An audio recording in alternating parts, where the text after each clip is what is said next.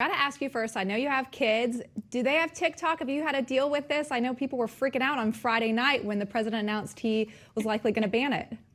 Oh yeah, no, there's no TikTok in my house.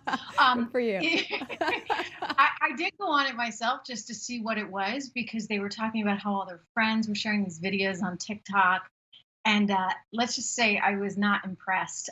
Perhaps I'm not their target demo, but I was not a fan.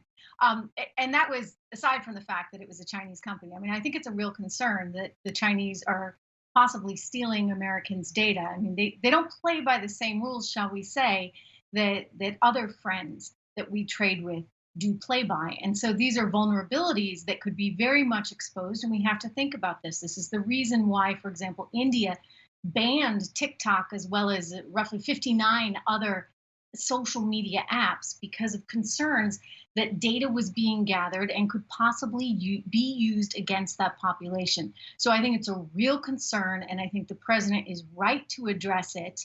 Um, it looks like the Chinese may walk off, though, with tens of billions of dollars before it's all said and done because they may just sell this thing.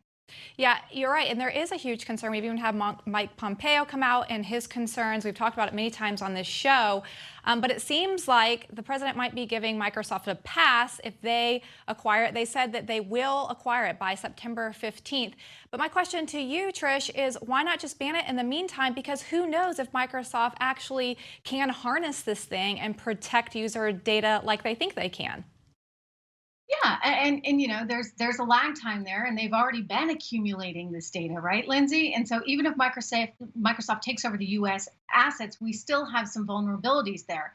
And I was speaking with one market watcher the other day who said, it just isn't fair. Like fundamentally, it's not fair because either way, China wins. ByteDance either walks off, that's the parent company of TikTok, with tens of billions of dollars, or they're able to just steal everybody's information. Either way, we lose. And so, why don't we have a system that actually guards against this earlier? That maybe says, okay, China, for once and for all, like if you guys don't play by the rules, if you're not, a trade partner that we can trust, we're not going to allow you to have these companies here. I mean, they wouldn't allow us to have them there.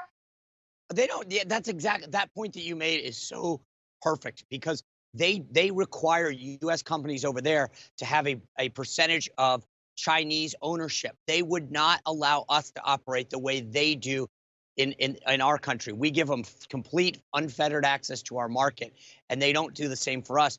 The ACLU, Trish, came out and said that the president's action were banning free speech, and I replied to them and said, no, no, no. When we are actually when they are propose a threat to our freedom and to our national security, that is paramount. Their priorities are backwards. More people are concerned about them as a platform. And frankly, this isn't Twitter where you're having political dialogue. This is people putting cute cat videos and dances on there.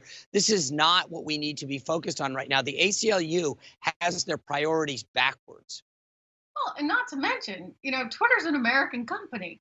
Uh, this is a Chinese company. So fundamentally, therein lies the problem, right? You're exposing America's youth who are on this platform to all the vulnerabilities of potentially having China steal their data and their information to understand the footprint of who they are and to try and manipulate them down the road. In fact, there's evidence they may have already been manipulating people to try and basically stir the pots regarding all this defund the police stuff. So I think that it's a different kind of situation, and unfortunately, the ACLU, they don't have a profit motive here. I think they have a political motive, but not a profit motive. But too often you see that we're kind of willing to just let things slide, right? Because it works for the quarterly revenues. And you can't keep doing that because at some point you have to think about national interest. China's thinking about Yes. their national interest. We need to think about ours. Yeah, that's a great point, Trish. One of the things that I think about, you talk about this political aspect of it, is how this will actually affect the election when people like the ACLU are coming out saying, hey, this is jeopardizing our free speech. We've seen this with Twitter as well, what happened recently. But, people are so upset with Trump, and they say if, Microsoft can acquire TikTok and President Trump still bans it, then this shows that it's just because he's upset with them and it actually has no play and there's really no concern. If he does ban it and they do acquire it, do you think that that will have an effect? You know, if he bans it and they acquire it, then that was kind of a lousy investment now, wasn't it? I mean, I think, again, fundamentally, it's coming down to why are we rewarding a Chinese company that is capitalizing off of us while not simultaneously allowing our social media companies to capitalize off the Chinese? And I don't mean capitalize in the sense that they would manipulate or use data. Certainly American companies wouldn't, to try and harm anyone.